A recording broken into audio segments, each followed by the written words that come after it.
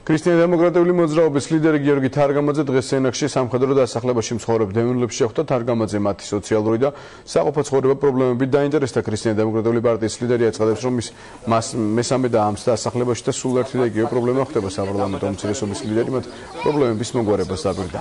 განსხვავება პოლიტიკაში ყოფილი არის ოპოზიცია. თითოეულ ჩამოსვლაზე იგივე პრობლემები ხდებოდა კიდევ უფრო მეტიება. მათ შორის უპირველესად ეს არის აქ არ არსებული გაზიფიცირება, პრობლემები, რომელიც ამას უკავშირდება, წყალგაყვანილობა, ანტისანიტარია. თუმცა არის პრობლემები, რომელიც ძალიან სწრაფად შეიძლება მოგვარდეს ამასთანავე, ეს არის არსებული ბინების დაკანონება და საკუთრებაში გადაცემა დევნილებისათვის, რომელიც უკვე დიდი ხანია უნდა მოხდარიყო და სამწუხაროდ არ მოხდარა.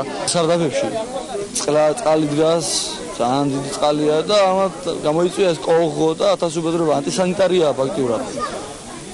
ასევე არის კიდევ მატლები რაღაცა შინელი და ფაქტიურად ზაფხულში ვერ ვაღებთ ფანჯრებს.